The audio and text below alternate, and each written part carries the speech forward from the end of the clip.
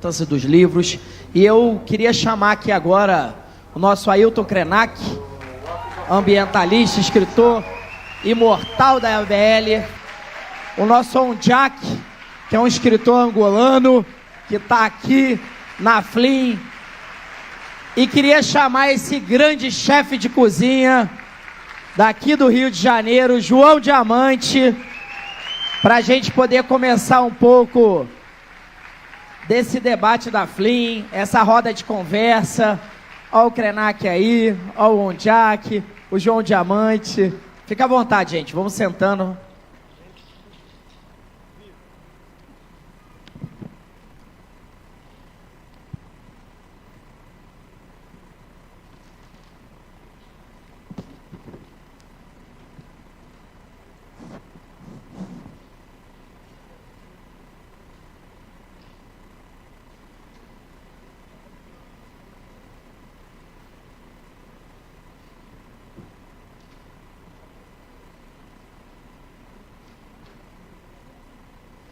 Pessoal, antes da gente começar aqui também tem um roteiro que a gente tem que seguir, né? Então eu tô aqui, mas antes da gente seguir o roteiro aqui, eu queria dar muito boas-vindas aos três. Bem-vindo à cidade de Maricá, bem-vindo à FLIM. Queria, antes de começar aqui um pouco as perguntas sobre o tema e tudo, queria que vocês falassem um pouco desse sentimento de estar aqui nessa feira literária, um pouco desse movimento de ataque que a cultura, a leitura sofreu nos últimos anos do Brasil, e agora um pouco desse movimento de reconstrução de tudo isso, que eu acho que a FLIM simboliza muito isso, a importância da cultura, da literatura, da arte, da diversidade. Então, queria também que cada um de vocês abordasse aqui. Podíamos começar um pouquinho com o Krenak aqui, depois a gente vai rodando, pode ser?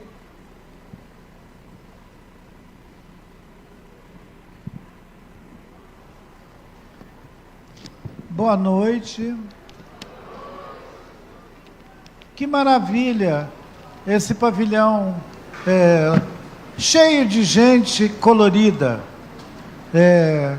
Nós criamos com a nossa presença uma atmosfera que transcende a essas experiências sociais que nós temos, que incluiu aquilo que foi mencionado aqui pelo João, os ataques a esse campo da cultura, essa reação de uma parte da nossa sociedade,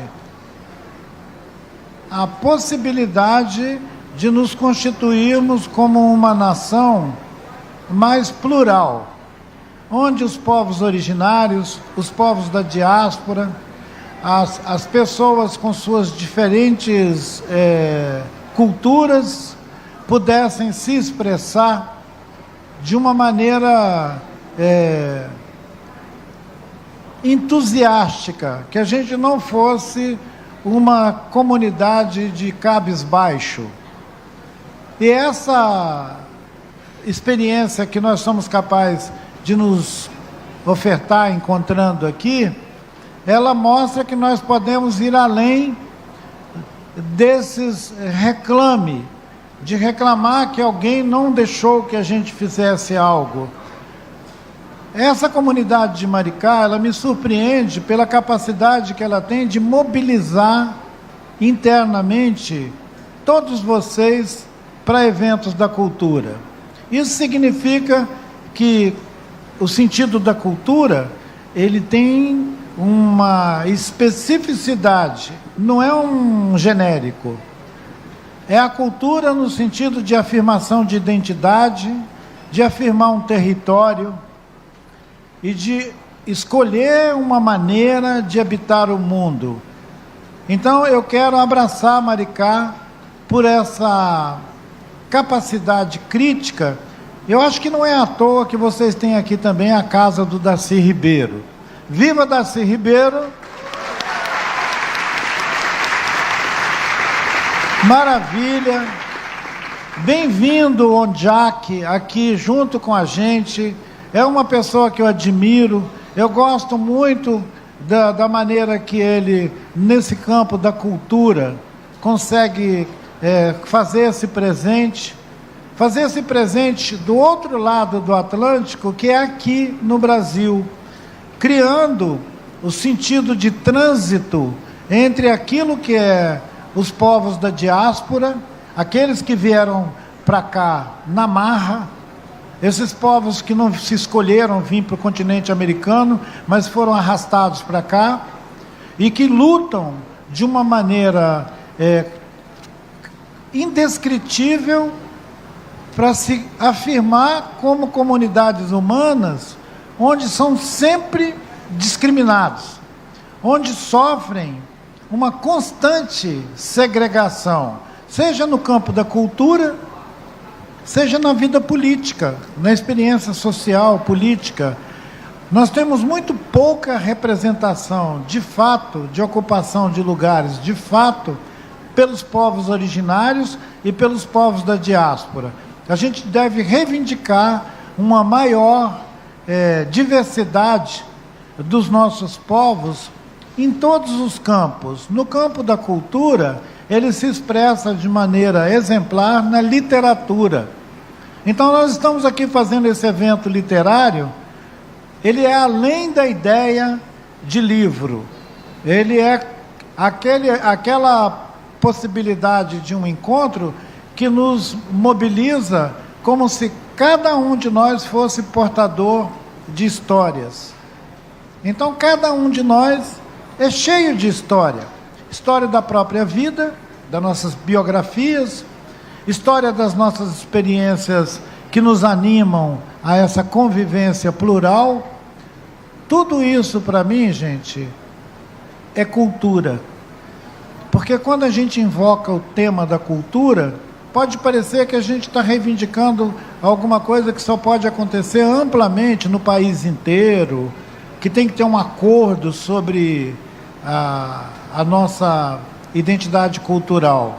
Eu penso que se cada aldeia, cada terroir, cada lugar é capaz de produzir os seus cantos, as suas pinturas, as suas expressões da vida, né? São capazes de fazer o seu tecoporã, que são capazes de expressar o seu nhanderecó, aquele lugar, naquele lugar, tem cultura, tem vida. Não precisa ser essa ideia de uma cultura letrada, de uma cultura da escrita.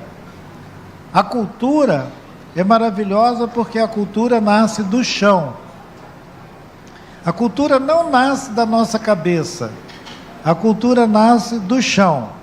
Então, é só um pouquinho de ânimo que eu quero compartilhar com vocês e numa fé inabalável de que o chão, esse território, ele é maior do que a gente. Se a gente botar fé nisso, a gente fica também engrandecido. Se a gente botar fé no território. Nós estamos aprendendo no Brasil uma experiência nova, que é a territorialidade. Há 15, 20 anos atrás, Jacques, você podia ir num encontro público como esse, e a expressão territorialidade não seria muito bem compreendida, não. E o que é isso? Será que esse cara está querendo se separar de alguém? Né? Será que ele está querendo se separar da namorada dele? Então, ninguém cogita de separar de nada, mas é o reconhecimento de que as nossas vidas, elas são determinadas pelo tipo de território que a gente habita e pelo tipo de relação que nós estabelecemos com esses territórios. Quando eu falei de Maricá, eu falei de um amplo território onde muitos de vocês vivem. Eu não sei se nós estamos com uma presença tipo unânime de locais e regionais aqui, mas sejam bem-vindos todos os que apareceram. Viva a nossa festa literária, a nossa FLIM.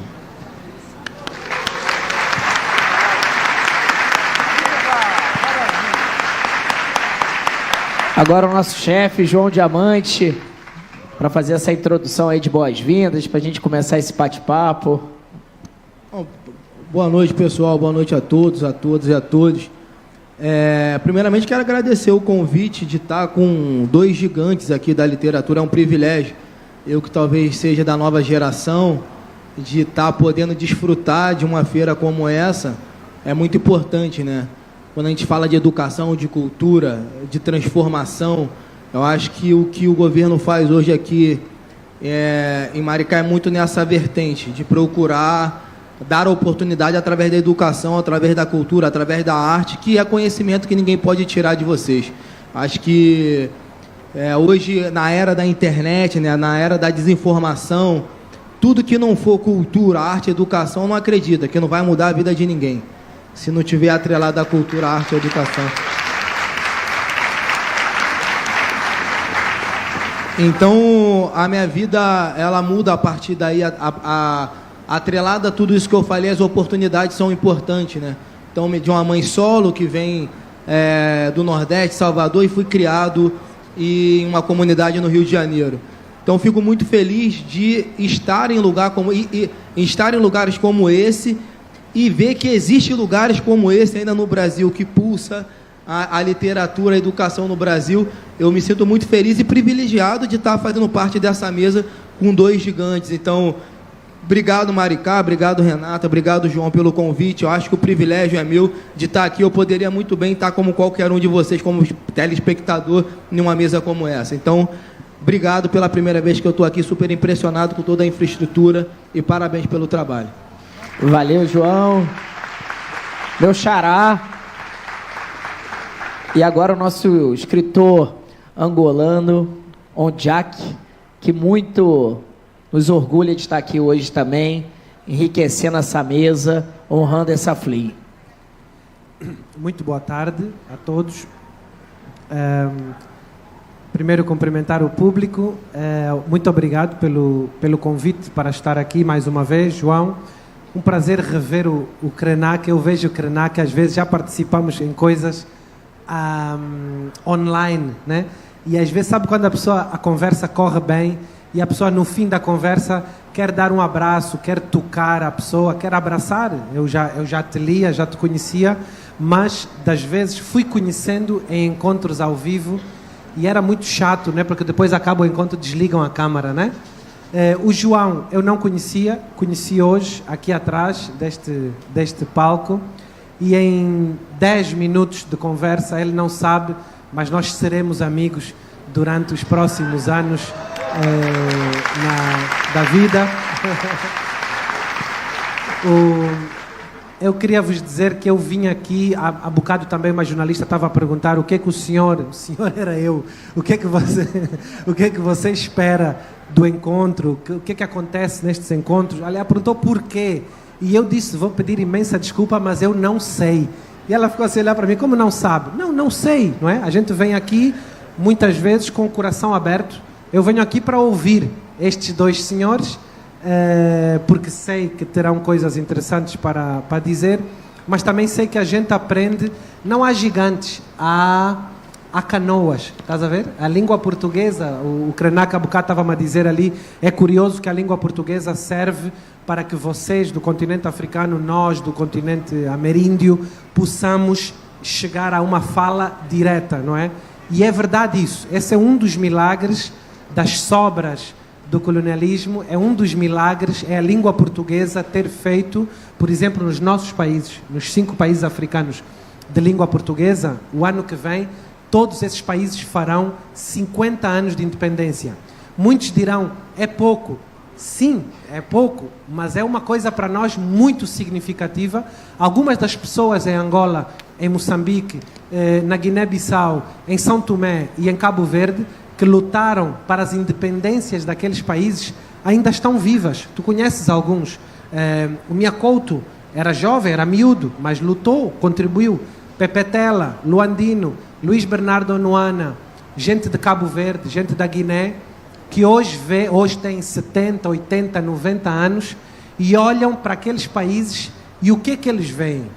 Eles veem um país livre, É um país com problemas, é um país com dificuldades, é um país que tem os seus políticos corruptos como outros, é um país que tem bons políticos também que não são corruptos. Normalmente os corruptos são mais do que os outros, já acontece em muitos lugares, mas eles olham para um país onde não é preciso lutar por uma dignidade que era ferida pela ocupação de outro país, que ainda por cima chamava aqueles países de províncias e de lugares, não é? Isso é uma coisa que eles conseguiram. É um trabalho geracional incrível de terem conseguido essa independência.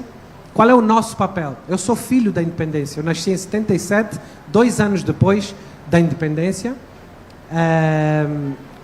Eu, às vezes, quando me perguntam qual é o seu papel, eu digo a sorrir. Meu papel é trabalhar.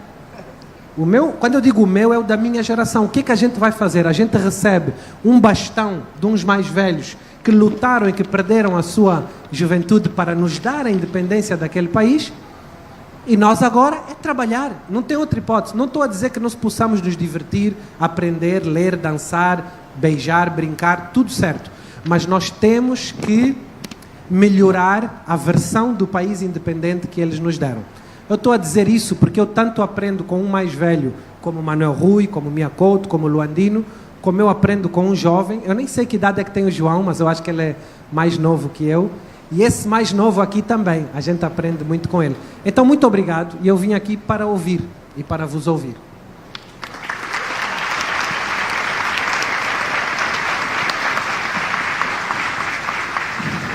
Pessoal, nós separamos aqui de confeccionar algumas perguntas. Vamos fazer agora umas perguntas mais individuais para cada um, abordando o tema da militância de cada um que está aqui, e depois a gente volta para poder fazer um pouco desse diálogo mais coletivo, mais de todo mundo. Eu queria perguntar primeiro para o João. João, a gente preparou aqui o seguinte: a cozinha como expressão cultural. Para além do preparo de alimentos, o que a cozinha representa em termos de identidade e pertencimento cultural? Como o chefe enxerga o papel dos pratos típicos como símbolo de resistência e resgate cultural? Linda. Foi jornalista que fez essa pergunta aí. É a nossa produção. A Flynn é a Flynn, né? Parabéns. A pergunta é incrível. Pergunta que eu gosto muito de responder. Até porque nós somos o que comemos, mas nós somos o que comemos literalmente. Literalmente voltado tanto à parte política, quanto à parte de saúde, quanto à parte de cultura. Nós somos o que comemos literalmente. Se eu falar de política com vocês assim, vamos falar de situação socioeconômica através da gastronomia. Se eu falar para vocês, eu como todo dia arroz, feijão, ovo, linguiça, salsicha, talvez de que classe social e econômica eu sou? Se eu falar para vocês, eu como filé mignon, lagosta, enfim, e qual classe social eu sou? Se eu falar, vamos falar de saúde. Estou falando tudo através da gastronomia, sobre a pergunta que você me fez. Se eu falar de saúde, se eu falar para vocês, eu como ultraprocessado, eu como talvez achocolatado, todas essas coisas que a gente sabe que talvez não faça bem para o corpo. Qual é a minha saúde? Qual é o estado da minha saúde? Se eu falo para vocês, eu como legume, verdura, coisas naturais, qual é o meu estado de saúde? E assim sucessivamente, a gente vai poder falar de gastronomia através do que nós somos, através da comida até amanhã. E aí, se você me conhece hoje e não sabe de onde eu venho, e aí eu falo para você assim, o que eu como? Eu como acarajé, vatapá, caruru, dendê, de onde eu venho? Esse é o poder que a comida tem na vida de cada um.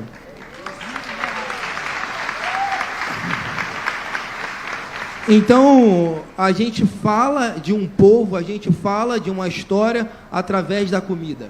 Essa é a importância da gastronomia, da alimentação na vida de qualquer um.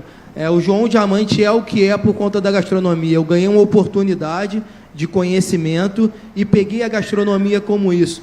Eu acredito que hoje, eu estou falando de uma grande parte, o modo de educar do Brasil é um modo arcaico, é um modo chato, é um modo antigo, não é um modo atual, é um modo que você vai para a carteira, que você fica com sono de escutar, talvez o professor ficar falando durante horas e horas e não tem estímulo nenhum.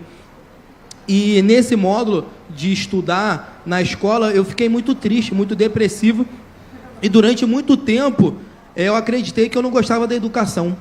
Cara, ir para a escola, que chato. Os horários melhores da escola era o horário da educação física, que era o horário do futebol, da dinâmica, do divertimento, tal. E aí a gastronomia me resgatou essa vivência, esse querer, o conhecimento, esse querer da evolução, esse querer do saber, dos sabores. A gastronomia fez quem eu sou. Então, todo esse conhecimento que eu acabei de externar aqui, o que a gastronomia pode fazer, o tesão de voltar a estudar foi a gastronomia que me deu. Então, a gente pode estudar de diversas formas, e é isso que a gente faz no Diamante na Cozinha, de despertar o conhecimento no outro, através do poder que a gastronomia tem de transformação. Recentemente, para concluir a pergunta, eu fiz um documentário na África, no continente africano, no país chamado Benin, através de um exame de genética que eu fiz, e aí saiu que minha origem vem do Benin, África Ocidental, onde fica ali Benin, Togo, Gana, Nigéria, e aí eu fiz um documentário lá. E esse documentário eu falei sobre gastronomia, escravidão, história da humanidade. Então eu saí de dois pontos extremos, que tem um lugar chamado Ildá, na África, no Benin, que é a porta do não retorno, onde a maioria das pessoas escravizadas saíram e vieram para as Américas. E no Rio de Janeiro, no Cais do Valongo, é o cais que mais recebeu pessoas escravizadas do mundo. Então tem essa contrapartida aí dos dois lugares. E aí a gastronomia me permitiu de fazer um dos trabalhos mais incríveis que eu já fiz na minha vida. Porque eu poderei muito bem, como um cara que gostaria de buscar esse conhecimento, de buscar essa ancestralidade, de buscar essa história. Eu tive o privilégio de ir como hostess, que é um documento que vai ficar pelo resto da minha vida, para os meus netos, para os meus bisnetos e para quem vem depois de mim, uma das histórias mais catastróficas da humanidade, das pessoas que vieram antes de mim. Então esse é o poder que a gastronomia tem na vida das pessoas. Valeu, João. Jack, infância e identidade. A infância é um tema recorrente em suas obras. Como ela molda na nossa percepção de identidade cultural e social? E de que forma você tenta preservar e resgatar memórias em sua escrita? Sim, é uma pergunta complexa. Deixa eu começar com uma história. Às vezes é bom começar com uma história. Eu tinha uma avó. Quando digo eu tinha uma avó, as pessoas ficam perguntando, como assim ele tinha uma avó? Toda a gente tinha... Sim, claro, toda a gente tem pelo menos duas, né? Eu tive 17 avós, claro, 2 de sangue, né? E as outras todas. Não me lembro qual era a avó, que uma vez estávamos a falar na varanda, e essa avó usava muito a palavra antigamente. Toda hora, antigamente isto, Assim, há pessoas que começam a história, era uma vez, ela começava sempre assim, antigamente... Aquilo já sabia que vinha a história, né? Aí um dia eu perguntei, eu era pequenino, e eu perguntei, avó, desculpa só, antigamente é um tempo, né? Como é isso de antigamente? Eu queria saber, assim, tem o ontem, o anteontem, há 2 anos, e ela usava o antigamente. E ela disse, não sei se poeticamente, se intencionalmente, ela disse, antigamente não é um tempo, antigamente é um lugar. Então, quando ela me abriu essa de que antigamente é um lugar, claro que não contradiz que antigamente seja um tempo, mas esse lugar chamado antigamente fica perto desse lugar chamado infância. Então, quando alguns olham para a infância e veem, de facto, as infâncias de cada um, a infância do Graciliano Ramos, a infância da Conceição Evaristo, a infância do Krenak, diz muito, não é? Sobre a história dos lugares. E eu fiquei a pensar que de vez em quando eu poderia me permitir visitar um lugar chamado infância. Então, há momentos na escrita, eu não tenho essa coisa de que eu estou ali sentado e entra um espírito que escreve por mim. Não, eu escrevo. Mas é verdade, como dizia outra das 17 avós, que nós não andamos sozinhos. Então você, quando abre uma porta para ir para esse lugar chamado infância, ou antigamente, você não entra sozinho nesse lugar, você entra com um monte de gente que está a acompanhar e certamente não sai sozinho desse lugar.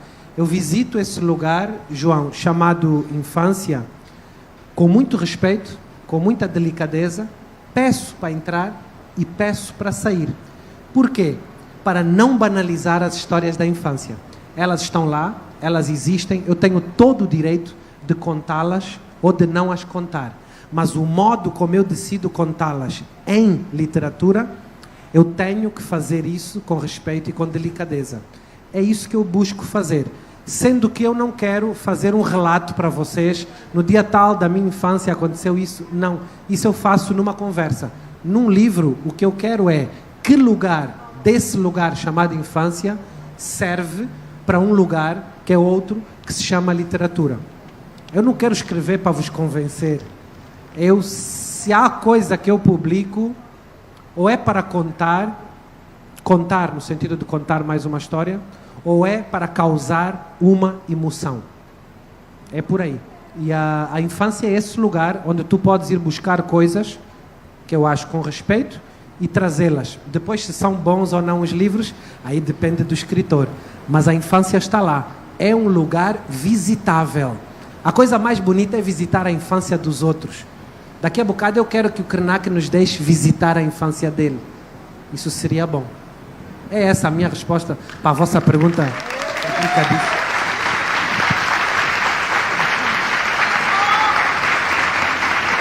Muito bom, gente. Krenak, a relação entre humanidade e natureza, em Ideias para Adiar o Fim do Mundo e A Vida Não é Útil, você explora uma visão de mundo onde a natureza e a humanidade estão intimamente conectadas. Como essa visão influencia o seu ativismo e como ela pode nos ajudar a construir um futuro mais sustentável e equilibrado? Eu pensei que eu ia falar da minha infância. Mas pode falar também da infância, não pode, gente? Pode falar da infância também. Sobre esse entendimento de que nós, os humanos, somos natureza, é muito importante compartilhar essa visão, porque ela está muito resumida nas culturas que a gente chama de ocidental. Para o Ocidente, a natureza é tudo o que nós não somos. Vocês escutam alguém dizer para a criança: não põe a mão no chão, a terra é suja. Não põe terra na boca, isso é sujo. Não rola no chão, você é gente. Então, todas essas expressões totalmente naturalizadas no cotidiano, as tias, as mães falam isso.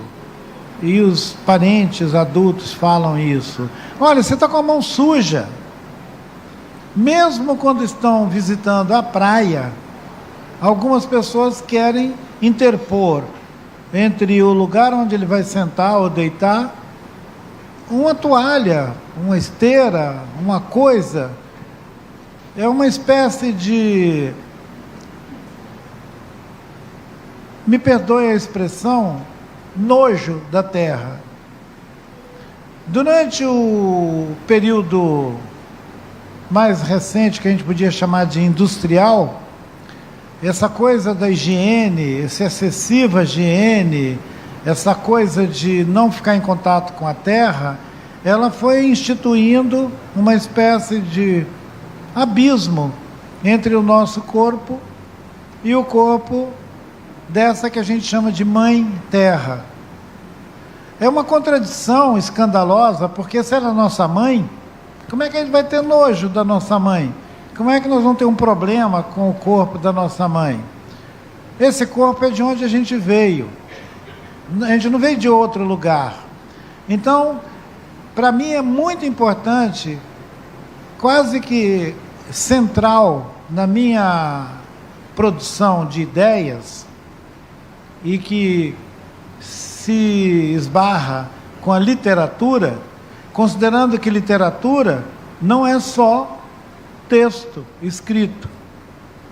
Que literatura é tudo aquilo que nós fazemos quando somos capazes de narrar, de contar uma história. Curiosamente, esse menino que aprendeu a contar história, que entendeu a importância de contar história, ele foi comparado por uma pessoa que escreveu a primeira resenha do meu livro Ideias para Adiar o Fim do Mundo, me comparou com a Sherazade, das 1001 Noite. Enquanto contava a história, ficou vivo. Então, enquanto eu contei a história, gente, eu fiquei vivo. Então, nós somos esse tipo de gente. Nós somos um tipo de gente que descobriu a mágica de contar a história. O João achou o caminho dele por esse lugar que é uma necessidade universal, que é da alimentação, que é de comer. E ele descobriu que a gente não precisa comer qualquer coisa. A primeira escolha já é bem decisiva. Não se come qualquer coisa. Olha, o João mencionou os processados. Processados hoje é basicamente tudo o que os mercados põem na prateleira. Tudo. É uma exceção você entrar na prateleira do supermercado, enfiar a mão e não tirar um processado de lá. Até os legumes, né? Então, isso amplia, inclusive, não estão todos te ouvindo, mas a lembrança é que até os legumes, até alguns dos produtos que a gente não pensa como processados, porque a gente considera que processados são só aqueles que passaram por alguma mudança na sua conservação, na sua embalagem, no seu acondicionamento, na sua transformação. Mas é interessante pensar que quando nós colhemos alguma coisa com agrotóxico, ele já está processado. E ele está processado de uma maneira tão irreparável que ele envenena a gente. Aquela campanha pública que fizemos alguns anos atrás, com o título de "O veneno está à mesa", era para alertar as pessoas que tomate bonito, maçã bonita, todas essas coisas muito bonitas, elas estavam bonitas daquele jeito porque nenhuma formiga, nenhum bichinho podia encostar nele. Ele está cheio de veneno. Então, é raro você encontrar um fruto cultivado, enfrentando a diversidade do ambiente, que seja tão bonitinho e lisinho. Um tomate lisinho costuma estar cheio de veneno. E eu derivei no meu comentário sobre infância e sobre literatura, e sobre essa compreensão de que natureza e nós, gente humana, somos tão implicados que quando a natureza não admitir mais a nossa filiação com ela, nós estamos mortos. A Terra é um organismo inteligente, é vivo. Os povos indígenas sempre chamaram ela de mãe, mãe terra.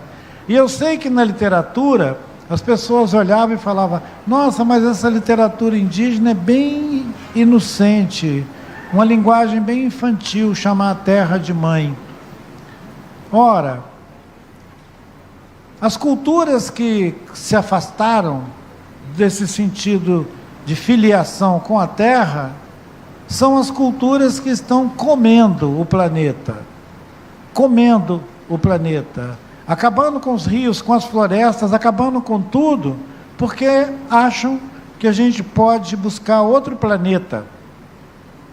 Tem gente que acha mesmo que se acabar tudo aqui a gente vai para Marte. Tem um físico, Marcelo Gleiser, que eu gosto muito de conversar com esse camarada tão competente para explicar para a gente a coisa extraterrena, o cosmos. E ele diz que nós, o nosso organismo, não poderia viver fora do ecossistema da Terra. O nosso organismo dá falência lá fora. Você só pode habitar lá fora se você usar um escafandro, aquela coisa do astronauta. Vocês já pensaram que coisa sem graça? Todos nós dentro desse auditório, cada um com uma tralha daquela, a gente ia ficar parecendo uns Teletubbies. Então, deixem esse outro planeta que imaginam que exista para as pessoas que enjoaram da Terra. Nós que amamos a Terra, nós que amamos tanto esse organismo vivo da Terra, chamamos de mãe e estamos de mãos com a ciência corajosa que nomeia esse organismo de Gaia. Gaia, um organismo inteligente, vivo, que tem humor. E que se a gente se associar com ele, em afeto, ele é capaz de mudar nosso destino, nos botar em outra, ao invés dessa situação de mudança climática, de uma certa dúvida sobre o tal do futuro. Tanto, João, que em tudo quanto é lugar que eu vou, alguém me pergunta, mas e aí, aquele livro Seu Futuro Ancestral, como é que vai ser o futuro? Eu falo com eles, olha, eu não sou oráculo não, tá bom?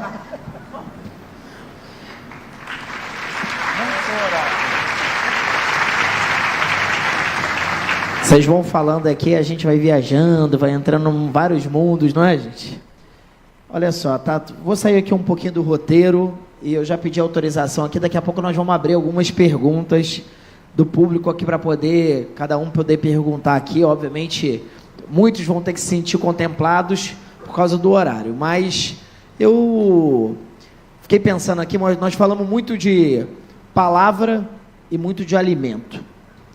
Como que vocês pensam que a palavra e o alimento pode ser um agente de transformação social e cultural do nosso país? Quem pode começar respondendo? João.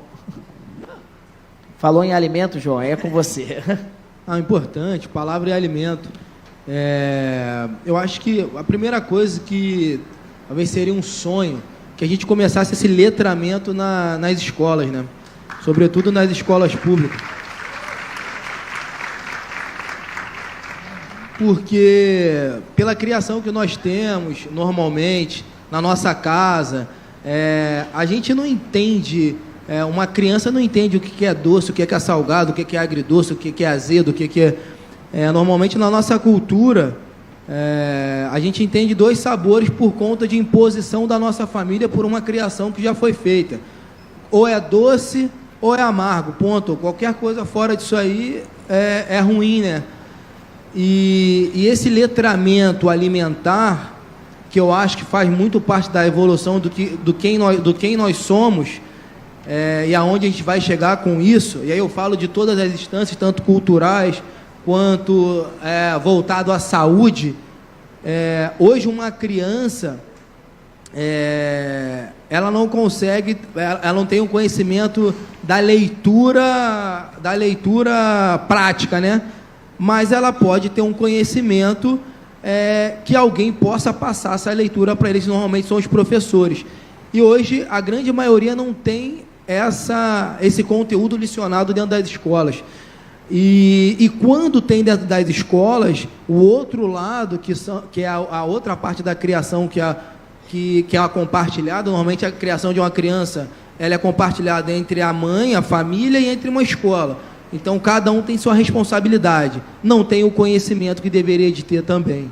Então, é importante ter esse letramento voltado à alimentação, o que nós comemos, por que nós comemos, por que a gente faz dessa forma, por que a gente não faz dessa forma, o que aquilo faz no nosso organismo, qual é o poder da comida na vida de cada pessoa. E aí a literatura vem de muito encontro para ajudar a desenvolver todo esse lado que a gente precisa. Hoje, se você for reparar, acho que vai ser unânime aqui a resposta. Cara, abre-se mais farmácia do que escola.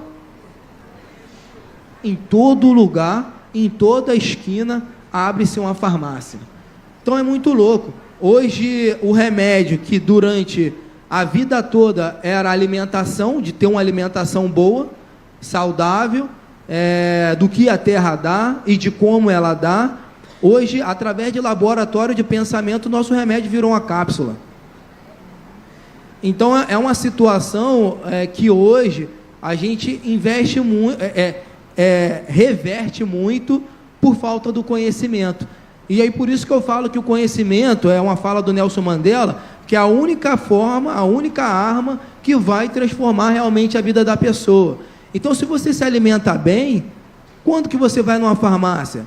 Quando que você... E aí, gente, é uma construção de um ciclo. Quando eu falo de políticas públicas, eu falo a partir daí.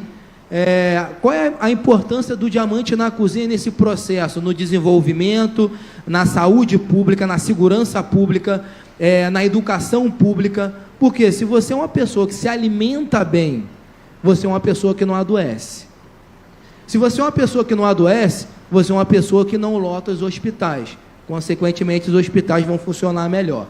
Se você é uma pessoa que se alimenta bem e tem um conhecimento, você é uma pessoa que agrega para a evolução do teu território.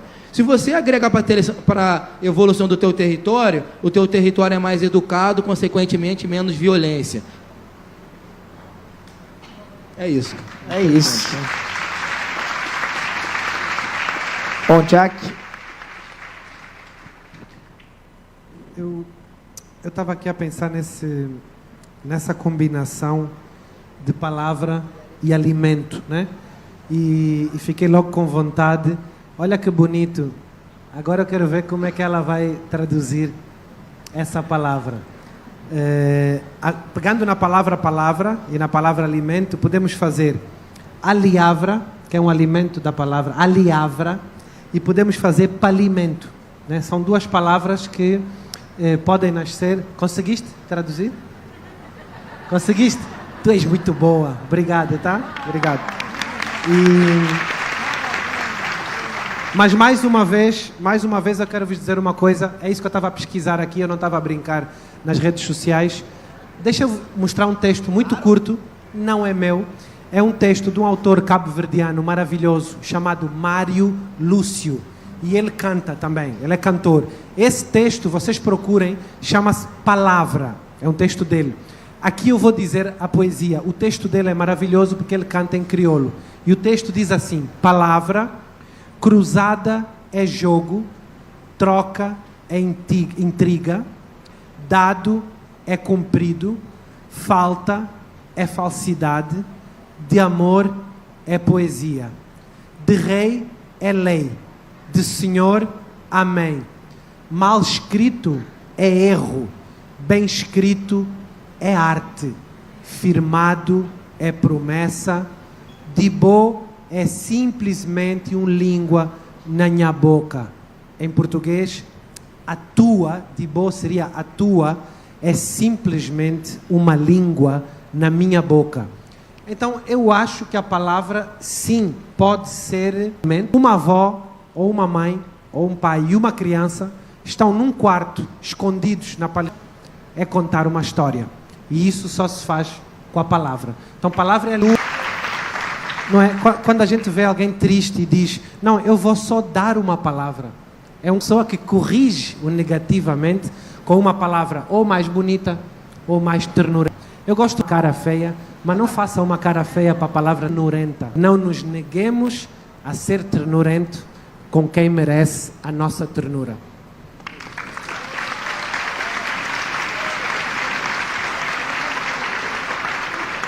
Krenak. E antes de passar para o Krenak, aqui toda a nossa solidariedade ao povo palestino, né? Contra essa guerra que está acontecendo lá. Isso tem que ser claro aqui, porque essa festa, essa feira é da paz, é da cultura de paz. E nós vamos repudiar sempre a guerra em qualquer lugar do mundo. Então fica aqui toda a nossa solidariedade ao povo palestino e que tenha logo esse cessado essa guerra que está acontecendo lá. Krenak, palavra e alimento.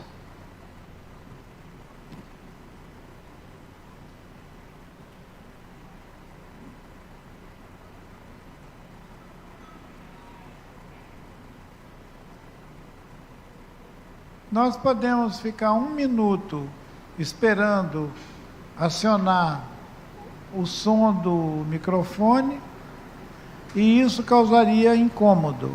Mas se eu convidar vocês para a gente ficar 1 minuto sem o microfone, pensando no que a gente falou agora há pouco, sobre um povo, um país que nós estamos em todos os cantos do planeta involuntariamente assistindo a sua destruição, a gente podia ficar então 1 minuto de verdade com o nosso espírito conectado com esse momento que eles estão vivendo em qualquer quarto, em qualquer escombro onde eles estejam. Vamos fazer isso então 1 minuto?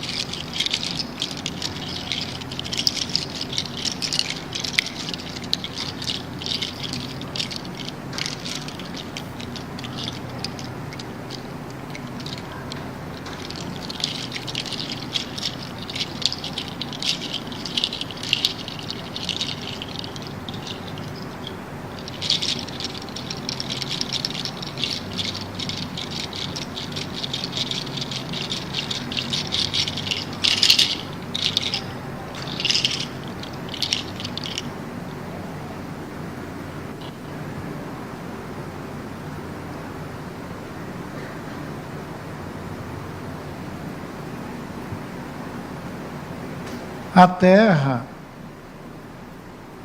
é a mãe de todos os viventes, todos. Eliminar uma parte de nós é cortar um pedaço da Terra, cortar um pedaço desse organismo, dessa mãe Terra. Nós precisamos ser capazes de nos comover com isso, para além da gente ter uma revolta política, para além da gente fazer um protesto. Quando os parentes quiseram segurar esse cartaz não ao marco temporal, eu vim, obviamente, aderir imediatamente a esse gesto, mas eu fico pensando, o sentimento que impede que o povo indígena daqui desse continente tenha o direito ao seu território é o mesmo sentimento que ataca pessoas em outros lugares do planeta, e nós fazemos parte disso, nós somos parte dessa humanidade. Nós somos isso. E eu estava ouvindo uma expressão do mestre Niemeyer, ele que é essa pessoa que a gente admira, a genialidade dele, tudo, a trajetória dele, ele já bem de idade, quando ele já estava tendo que usar apoio para se deslocar, ele disse: eu sou otimista, eu acho que o mundo vai mudar, mas eu não acredito no ser humano. Olha que paradoxo. Eu sou otimista. O ser humano, que teve origem junto com todos os bichos, com todos os animais, deu de pensar. Achei tão genial o Niemeyer usar essa palavra, deu de pensar. Quer dizer, tinha uns bichos por aí que penduravam em árvore, corriam, que brincavam. Ele deu de pensar. Seria como se ele tivesse, nos termos do Guimarães Rosa, ele atinou-se. Atinou-se. Esse sapiens deu de pensar. Aí o Niemeyer diz que, com certeza, ele vai continuar progredindo, inexoravelmente progredindo, e que provavelmente ele ainda vai encontrar-se com seres extraterrenos. Só que não vamos ser nós mais. Nós teremos ficado para trás, no antigamente, como disse o Ondiak. No antigamente. Porque aquela humanidade que vai encontrar com extraterreno, não seremos mais nós. Porque ela será uma humanidade que chegou à ideia de que a Terra é descartável. Pode descartar a Terra, vamos para outro lugar. Tem um poema do Drummond maravilhoso, que o título dele é O Homem, as Viagens. Não vou buscar esse poema agora, mas eu deixo a dica, principalmente para a meninada. Leiam esse poema do poeta Carlos Drummond de Andrade, O Homem, as Viagens.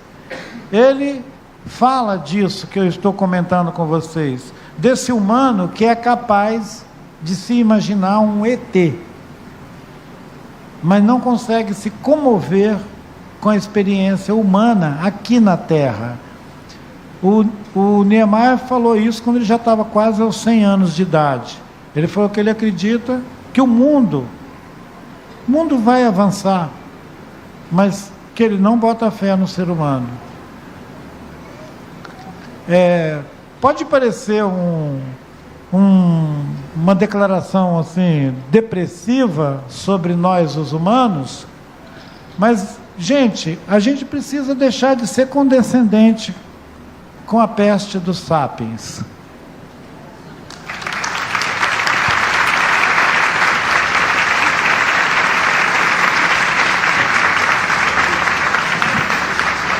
Pessoal, vamos abrir umas perguntas aqui.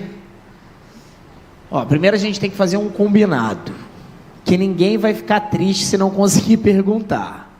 Nós vamos tentar aqui o máximo, mas sabe que a gente tem hora aqui do painel. Então, eu vou primeiro naquelas duas ali, que foram as primeiras que levantaram, que é as três ali, a trinca. Então, vamos...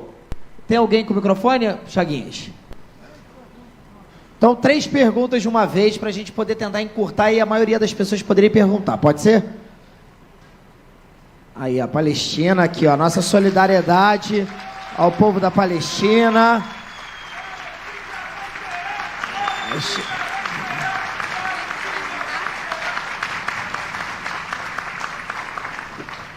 Vamos lá, já estão com o microfone? Então você se apresenta e fala se é para os 3 ou se é para algum direcionado, tá bom? Tá bom. Boa noite, estou muito emocionada com essa mesa, assim, né? A voz até embarga um pouco. Sou Mônica, sou psicóloga. A minha pergunta vai ser mais direcionada para o Krenar, mas fiquem também à vontade, né? Porque eu acho que ela abarca todo mundo mesmo. Krenar, no momento da pandemia, aquele momento mais endurecido, isolamento social, a gente vivendo aquelas coisas todas que todo mundo sabe, eu trabalhava em 2 hospitais de campanha, então eu vivi coisas muito tenebrosas, tive que conversar com muitas famílias que perderam seus entes queridos, né? E uma das coisas que me salvou nesse momento foi escrever sobre o que eu estava vivendo e foi te ler, né? Então, os 2 primeiros livros eu fiquei muito reflexiva mesmo assim sobre tudo que a gente estava vivendo, o que a gente podia fazer disso. Então, a minha pergunta, Krená, vai no sentido de o que te faz ter esperança, né? Porque eu fico pensando, a gente acabou de ver as queimadas, a gente olha para as notícias e a gente vê coisas tenebrosas. Você, como uma pessoa indígena, ambientalista, o que te traz esperança? É isso.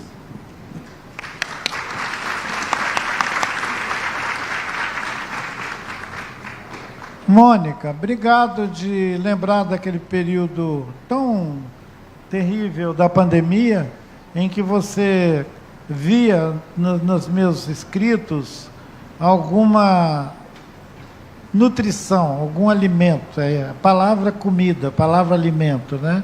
Maravilha. E a esperança, eu fui exprimido pela esperança, uma vez que me botaram para falar com um congresso de jovens da América Latina, no campus da universidade, e eles estavam espalhados para todo lado, e eu tinha que falar com eles. Eu fiquei pensando, a gente vai falar de paciência e paz. No meio dessa fala de paciência e paz, eu senti que eu precisava definir o que é esperança para mim. Existe aquela esperança de bater no ombro e falar, vai dar tudo certo, vai nessa. Você vira as costas e a pessoa despenca para lá. Quem lidou com os hospitais de campanha sabe que esse tapinha nas costas não resolve. Se não tiver abraçado, não adianta. Tapinha nas costas não adianta. Mas tem gente que acha que a esperança é um tapinha nas costas. Tem gente que acha que esperança é você chegar diante de alguém que está enfrentando uma crise insolúvel e dizer, tenha esperança. Esse tipo de esperança eu consegui nomear ele, é a esperança placebo. Quem sabe o que é homeopatia? Você pega aquelas balinhas doces, como o João falou que tem o azedo e o doce, né? Aquela balinha doce é o placebo. Põe a balinha doce na boca da pessoa e ele fica lá quietinho, daqui a pouco passa até a febre. Ora, pode ser que aconteça isso. Essa é a esperança placebo. A esperança placebo é quando você faz exatamente essa coisa do glóbulozinho doce. Mas existe a possibilidade da gente fazer uma experiência radical que pode ter a ver com aquilo que atribuem a Paulo Freire, falar que a gente tem que esperançar, que é um movimento, que é uma atitude, que é produzir a esperança a partir da sua escolha, a partir da sua atuação no mundo, e que a gente poderia até conjugar o verbo esperançar. Mas, para além disso, me ocorreu que a gente precisa ser capaz de pensar como que essa esperança se materializa. Ela não pode ser um placebo. Nós meditamos, a gente parou aqui e pensou nesses nossos irmãos que estão flagelados por aí. Esse gesto não pode ser um gesto placebo. Ele tem que ser uma experiência onde a gente seja capaz de, ao ficar em silêncio, fazer sair daqui uma potência de afeto que causa, em algum sentido, a mudança para as pessoas com quem nós estamos, em quem nós estamos pensando. Quer dizer, é preciso muita vontade para a esperança existir. A esperança não é um item que a gente pega no mercado. Ele tem que brotar de dentro do nosso ser. Algumas culturas nem usam esse termo como ele é banalizado no Ocidente, né? Esperança. E obrigado de você trazer esse assunto aqui, Mônica. E antes de passar aqui para outra, Eu queria, em nome da Mônica,